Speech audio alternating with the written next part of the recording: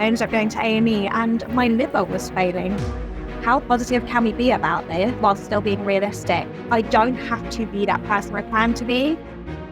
Today I'm talking with Frankey, who's achieved something incredible: drug-free remission. Let's get into it. How did you actually find out that you had bowel disease? I had to go to the emergency room in India and I tried lots of antibiotics and treatments for infection when I just didn't get any better. They started to think it might not be an infection, so I got sent for a sigmoidoscopy and that came back inconclusive. So they tried loads more stuff. They still didn't find anything. So in 2018, I had a colonoscopy and that's when they found the ulcers and I got a formal diagnosis of Crohn's disease. So during the gap that you had between getting symptoms and your diagnosis, like what sort of things were you dealing with on a daily basis? I had a lot of urgency. I was going to the bathroom at least 10 times a day. I know some other people with Crohn's can go a lot more. That was the worst kind of time for me. I had a lot of abdominal pain. I found I couldn't really walk very much because my abdominal pain would have me doubled over. And I would get really nauseous. So I'd end up having nothing but ginger tea and ginger biscuits all day. I would get really bad mouth ulcers, really bad joint pain, and just incredible fatigue. I did my teacher training at the time because I assumed I was going to get better because I didn't know that I had a lifelong illness at the time. The fatigue was just absolutely crazy. So you touched upon it just there. You said you thought you was going to get better. Like, what did you actually think was going on? Did you think you just had an ongoing flu or something? Like, what were you thinking?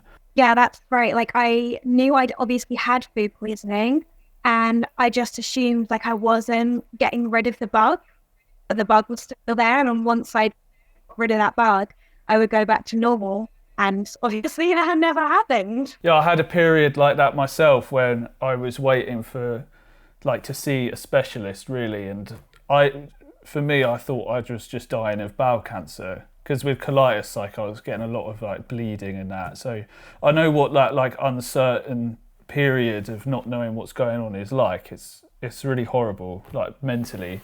And speaking of that, who did you turn for support? Who did you talk to during this time? So I spent a lot of time with my nan. She grew up with colitis. She's been in remission for decades. Just having somebody around who is very particular about their diet really helped because initially I really struggled to find anything I could eat. And then I was living with my mum and my stepdad, so they were incredible. It was like being a kid again because my stepdad would do all my washing and all my cooking, and so I didn't have to worry about any of those sorts of things in terms of looking after myself. And then my dad helped me out a lot with taking me to appointments and things like that, and he's quite medically interested, so he would do a little bit of background research and come up with these wild and wacky theories and treatments and things. What medications were you given when you first got your diagnosis? I've been on so many medications. The first lot of medication I was on was just different types of antibiotics. And I also had to go to the emergency room in India. So I was also given IV fluid and different types of antibiotics. When I came back, I tried a whole different round of antibiotics because I didn't realize they use different antibiotics in India to they do in the UK. So I had to try a load more again. Before I got put on steroids, I was queried right from the beginning. Basically, as soon as I came home, it was queried whether it could be Crohn's because of the family history. And my abdominal pain was really severe. And actually on the NHS website, it recommends antidepressants for abdominal pain. So I went on a serotonin reuptake inhibitor just for my abdominal pain, and that was really successful. Then I went on steroids, so prednisolone, had a reaction to that after a long time of being on it. I went on to budesonide. I've been on Camtasia. I've been on Oxtasia. I tried azathioprine, which made my liver fail, which sounded really, really scary. But the doctors assured me that the liver is really good at bouncing back. So I just stopped taking the tablets that day. And literally by the end of the next day, I felt a lot better. So that's when I finally started biologics. Started on Humira, which was great, but too expensive for the NHS. So I got switched to Imraldi until lockdown. I really struggled with the Imraldi applicator, and I got to the point where I just couldn't do it anymore. So then I got switched over to Amgenita. Now I am completely drug-free. You're drug-free? Oh, that's amazing. So I've been in remission for about 2 years. So my scans actually showed some healing of the ulceration. Then I was getting quite anxious about getting COVID while on immunosuppressants, and my specialist said that he was happy for me to try a drug holiday as long as I had plenty of checkup. So I was having 2 monthly or 3 monthly checkups for a while, and then after a year of a drug holiday, all my labs were still great. So now I just get checkups bloods every 3 months and yearly checkups.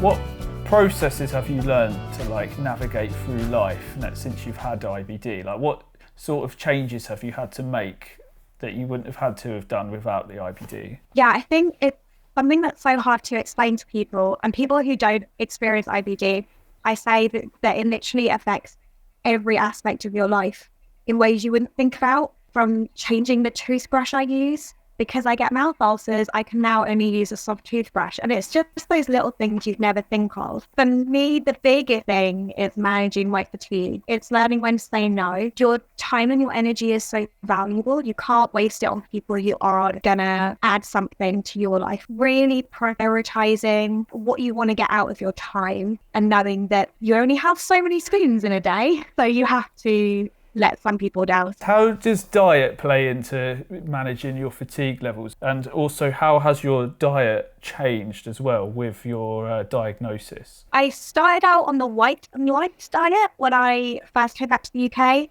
It's the most boring thing. You can only have things that are white and light, like rice and chicken and potatoes.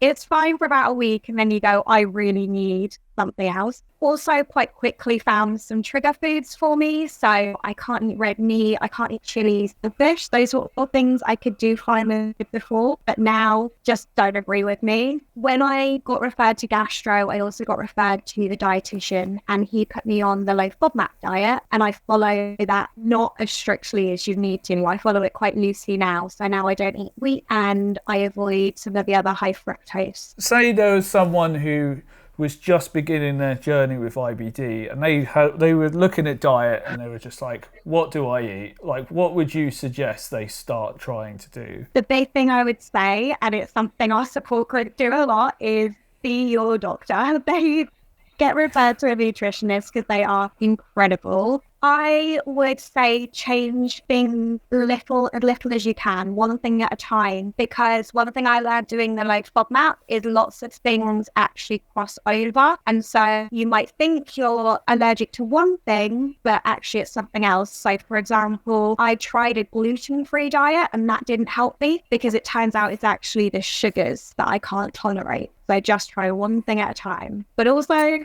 rice is generally pretty safe for most people. I think that's really good advice. I also want to just elaborate on that it's also good from a habit standpoint, doing it one thing at a time. It makes it easier to make those changes incrementally. I'm wondering, what strategies have you learned to use to manage your stress levels? So I went to a quite drastic, quit my job and start my own business. That's not going to work for everybody. That made the biggest difference for me, and how much contact time I'm going to have in a day. I have a lot of jobs where the only person I'm accountable to is myself. So if I know I'm just tired, I don't want to deal with this today, but I can push that to a Saturday morning and it doesn't matter. I think the other thing that has really helped, I only put 3 things on a day, even if one of those things is something that has to be done and doesn't seem that big, like I really need to tidy up downstairs. That's one of my jobs. There's only 2 other spaces that can be filled. So if someone wants to meet me for lunch, that's space 2. I decided I'm going to watch a movie with my boyfriend, that's space 3. If a friend then texts me and says, do you want to go out and grab a drink?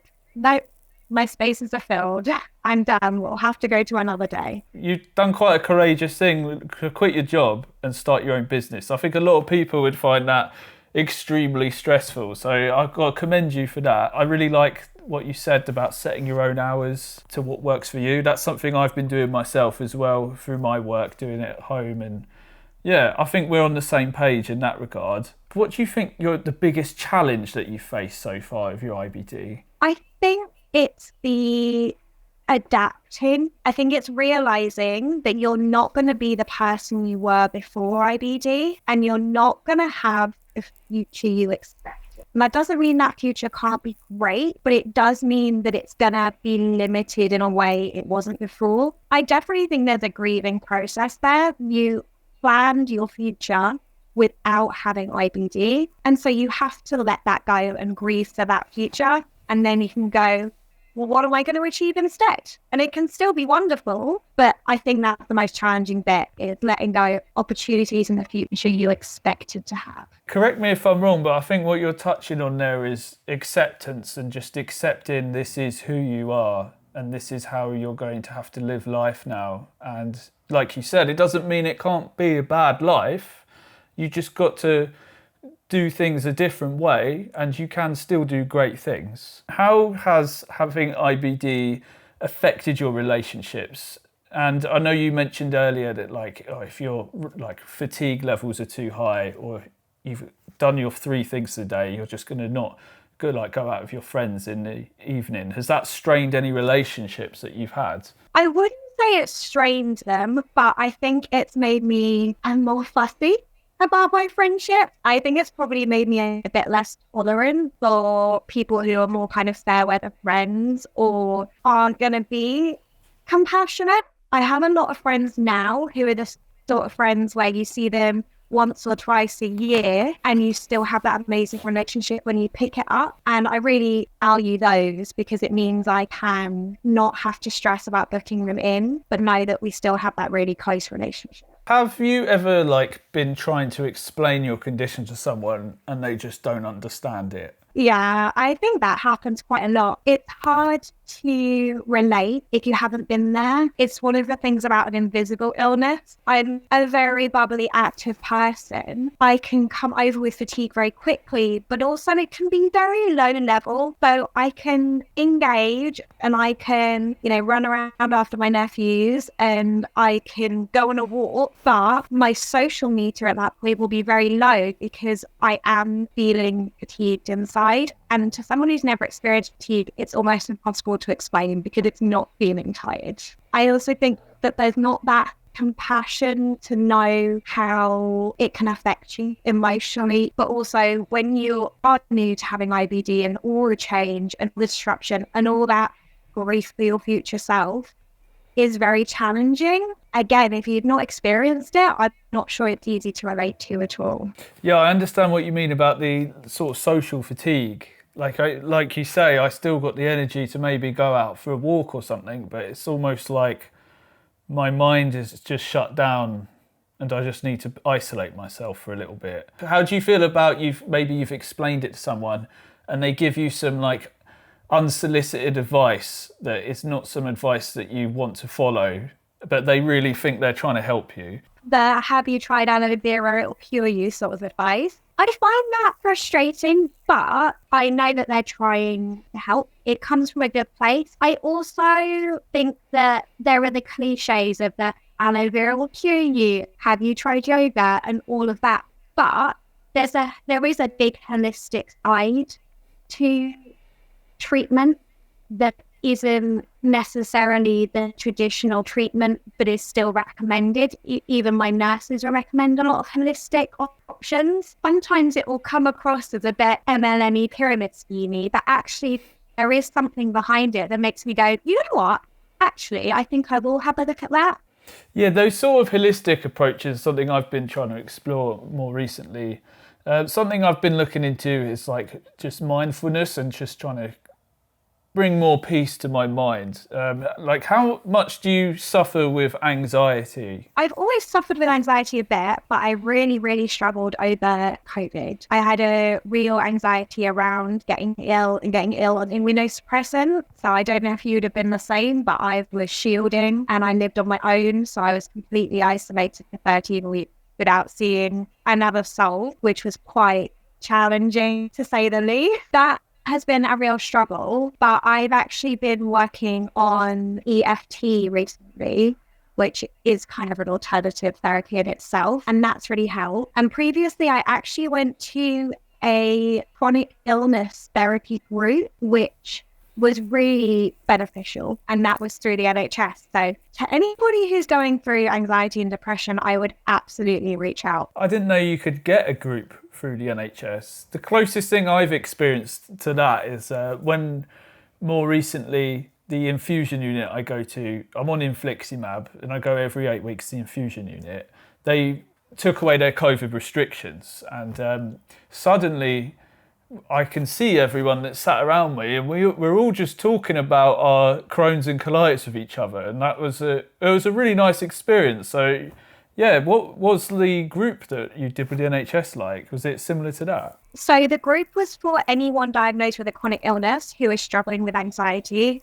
So nobody else there had IBD. I don't think we even discussed what people's illnesses were, because that wasn't really relevant what we were trying to achieve. But it was an 8-week course, and we met in a hall. This was before COVID. We just identified things that were important to us, that we valued in ourselves or wanted to improve in ourselves. That was kind of where we identified this idea that you are grieving for this future. And that's been really beneficial to me, to know that I don't have to be that person I plan to be, but it's also okay to be upset that that person isn't gonna ever exist. And then what we valued about ourselves, that we still continue to improve or respect despite our chronic illness. How has having a chronic illness shaped your perception of yourself? It's really interesting, because I think what having a chronic illness has done is, rather than make me aware of what I am, I think it's made me more aware of bad things that I'm not. I have had a colleague call me flaky for leaving a job or not doing things which I have made the decision to leave because of my own well-being. So knowing that I'm not flaky, which I think if before I'd have got Crohn's, I would have gone, oh my goodness, am I flaky? Is that me? Knowing I'm not selfish, because I have to really push myself to put myself first. I was having a conversation with someone recently, and we was talking about boundaries, and I think that's actually what you've been describing there. You're actually listing the boundaries that you're not willing to cross to maintain your health and your well-being, really. And people trying to cross those boundaries is just gonna make you unhealthy. Have you learned any key lessons from your nan? You said she's been in remission since before you were born. I don't know. We haven't really had the opportunity to talk about her IBD so much. My nan's actually got Parkinson's. Her health has been primarily concerned with that. I think what I took away from my time with her is doing the things that make you calm and happy. I have a really vivid memory of being really ill, but I wanted to make a cake. I've always done baking with my nan, and I was getting her stool, and she had this tiny kitchen in her flat. Getting a stool and putting it right in the middle of the kitchen, and so I could reach every single counter, because I was in so much pain that I couldn't stand up straight, but she still wanted to make it so I could bake. I just think that making it so that I could still do something I really wanted to do was a really valuable lesson, especially at that time when I was so poorly. I think that there is tremendous value in doing things and proving to yourself that you can do these things whilst you feel so awful, really. Like, what would you say to someone who's sat there right now? They might be just in lots of pain, and they've got these things that they want to do, aspirations, but they just don't feel like they've got the hope to do it. There's one phrase I live by, especially when I'm feeling low emotionally as well as physically, and it's anything worth doing is worth doing badly. If you can't have a shower, at least wash your face. I get a real sensory thing about brushing my teeth. So if I can't use my electric toothbrush for 2 minutes, at least I'm going to use my manual one. But that can apply to baking. If you want to bake a cake, but you don't think you're going to be able to spend the hour that it takes to get all the stuff out and go to the shops and all of this, go to the co-op, grab a pre-mixed one, and do it badly. Anything worth doing is worth doing badly. Yeah, I really like that phrase, because it gives you like a stepping stone. because you could do it badly for a little while and then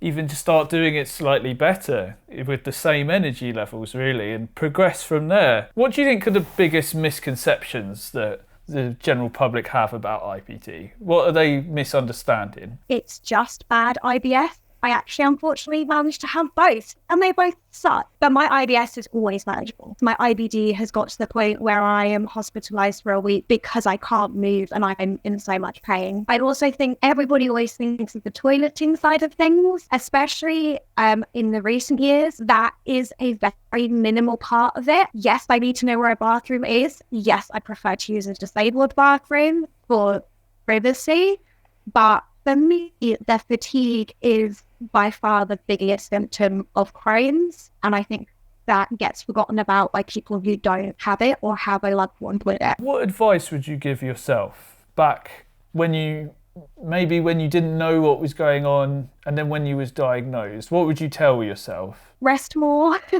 be kind to yourself. You try and carry on exactly as you were. It doesn't have to be Crohn's. If you're ill, you're ill. Rest. Look after yourself.